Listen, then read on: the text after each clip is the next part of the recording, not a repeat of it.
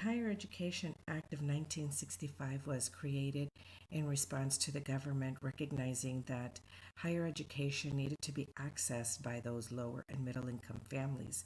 And it was signed into law in November of 1965 as really a means to provide the less privileged a way of acquiring post secondary education. There were several programs that were created, grants and loans to help students offset the cost of education, and now higher education was not necessarily something that was attainable by the elite and those who came from wealthy backgrounds. So the intent by the administration was to help improve and increase access to higher education, and it did so by providing financial assistance through introducing these bills through the House and the Senate that was going to provide training programs and funds for students. So since 1965, the Act has been reauthorized more than 8 times, and each time that it has gone through the reauthorization process, changes have occurred with the way the narrative is written up, with the way policies of certain programs are written up.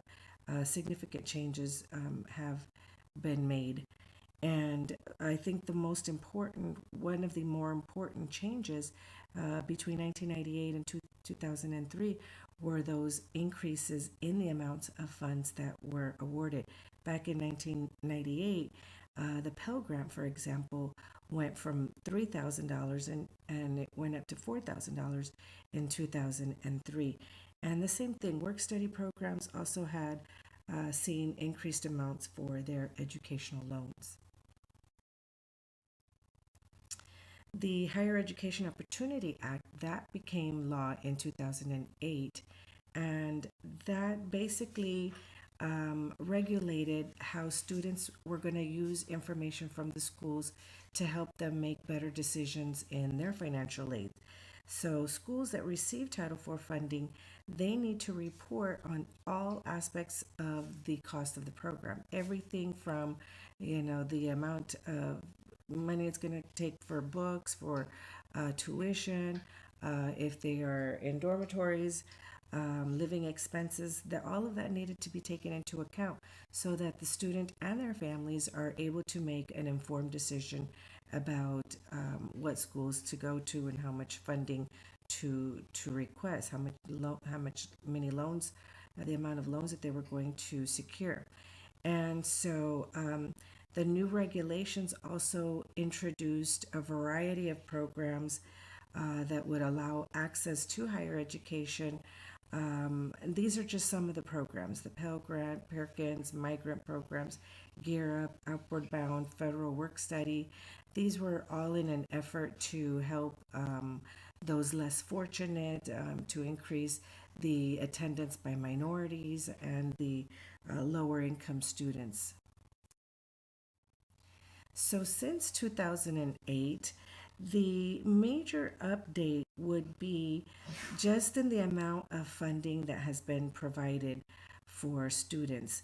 In one particular aspect, as you can see, that Title IV funding within the last 10 years actually saw a huge increase of 105%. And as mentioned, that the Act has undergone several reauthorizations, and it seems to be updated every 5 years.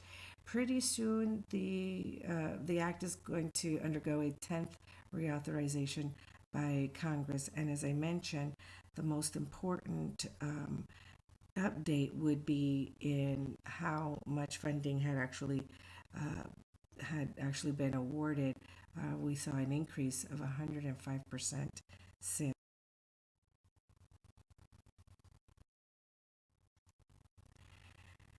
And talking about student loan default rates, high debt to income ratios, and gainful employment, these are all important aspects for higher institutions that the federal government needs to look at in order to determine how much money to continue pouring into certain institutions. So what policymakers all agree on is that there needs to be reform of the Higher Education Act. There needs to be reform that needs to be more streamlined to reduce the cost, and to increase the access to higher education.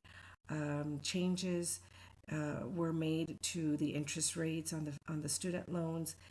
The amounts of Pell Grants were increased. The interest rates were actually reduced for those loans, and then families had expanded on their borrowing capacity.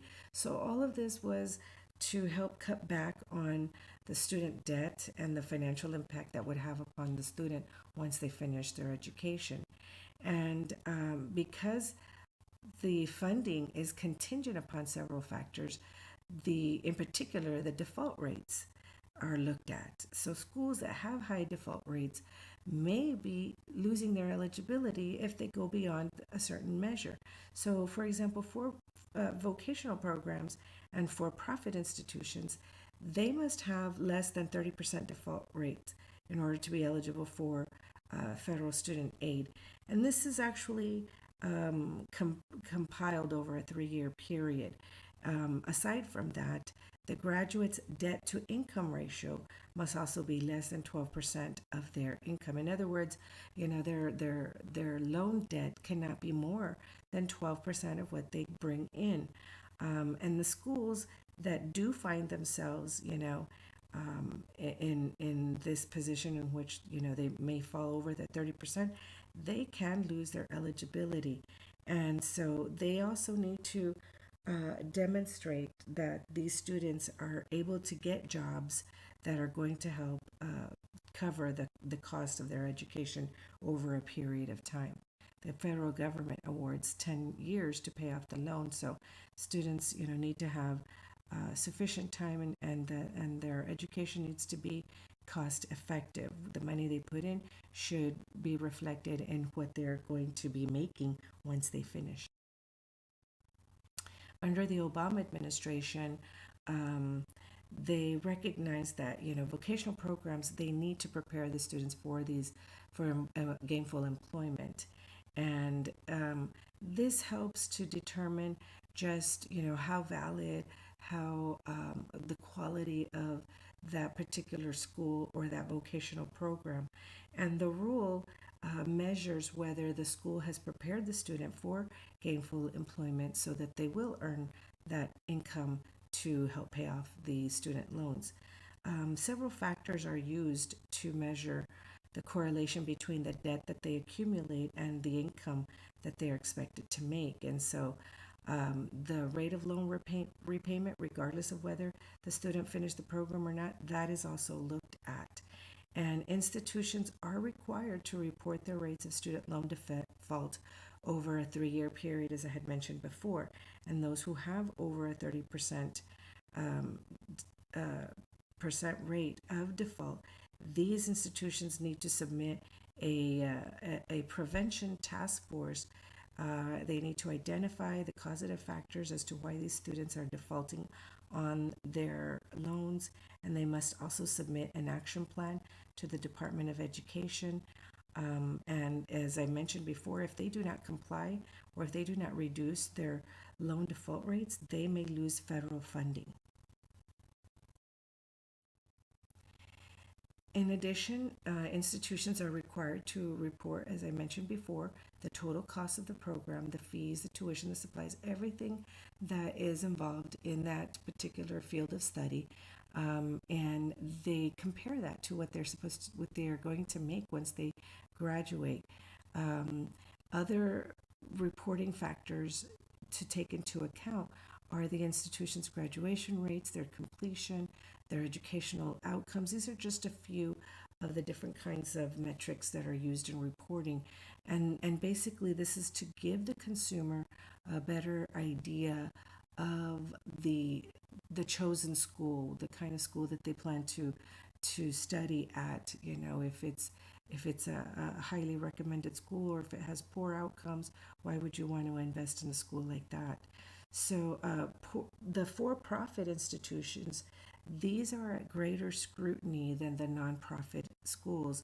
And this is mostly because of, through the years, the different types of improprieties that have been discovered, and that's mostly because these for-profit institutions seem to take in a very a disproportionate group of older, minority, the disadvantaged groups of students, and in one's eye, it may seem like they're taking advantage of the most vulnerable group of students. This population seems to lack the ability to gather information about their educational needs. Sometimes they're misled, they misinterpret the information by for profit institutions.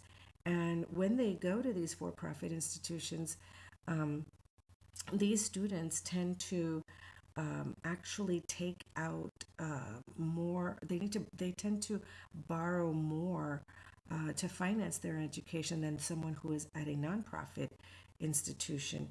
And even though 13% of the nation's undergraduates are from these for-profit institutions, this group makes almost half of those that default on their student loans.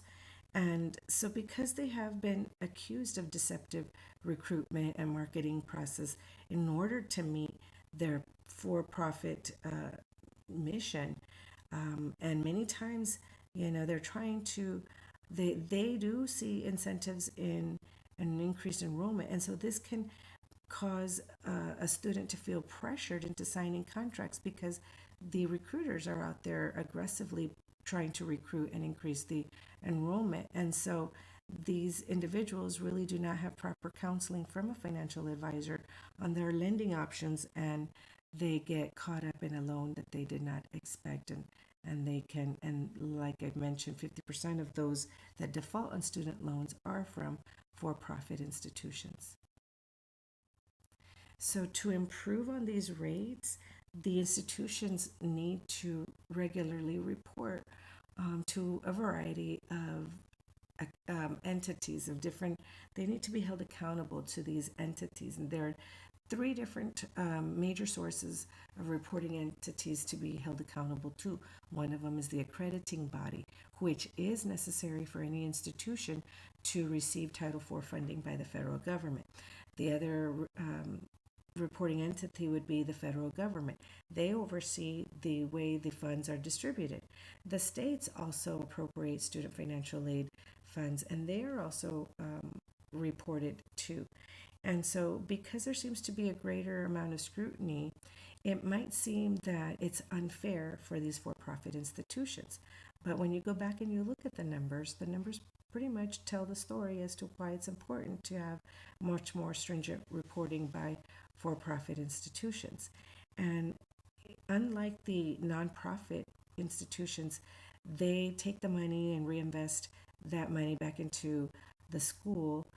The individual stakeholders of these nonprofit institutions, they don't stand to gain it financially from student enrollment, whereas for-profit institutions, they are accountable to their individual stakeholders, which are the investors of the institution. Therefore, I would agree they need to be more. They need to have much more thorough reporting of their outcomes. So, how would this affect those non-vocational degrees? Well, when you apply the standards for reporting for profit institutions, all families are going to benefit. The students are going to benefit from receiving these types of reports, receiving the stringent reporting. And though one might think that's unfair, it's a little bit discriminatory because one institution is held to a different standard than another, but really it's the states and the government that have a duty to protect the consumer of the higher education, and therefore requiring these reports is important. And it's really going to ensure that the institution has achieved their outcomes, that they have the right people hired, that the instructors are qualified and credentialed, that the institution is in fact providing a quality education in which the graduate is going to finish and earn comparable wages that will help to pay off their student loans. But these non-vocational degrees like humanities, interdisciplinary studies, they might have an uncertain fate because those degrees can not necessarily meet the gainful employment rule of the Higher Education Act, the graduates, the federal government, who provides the funding, they want to see a return on their investment. And so when they finish a program, they should be able to gain employment that's going to earn them the wages beyond that which is minimum. And that's what's going to help in the long run. That's what's going to help the student to pay off their loans. So although the regulatory requirements, they really they have the federal government's best interest, best intention, but they may not fully meet their desired effect, because these institutions are given opportunities to submit remediation plans for any deficiencies, and there are institutions that are going to find loopholes in order to circumvent the government's desired outcome. And so, even though the intent is there, the desired effect may not necessarily be accomplished, because when it's really all said and done, after all the evaluations, assessments, all the reporting that has been completed, when it really comes down to it, it's really all about the money. It's really the dollars and cents that are the motivating factors behind this entire business.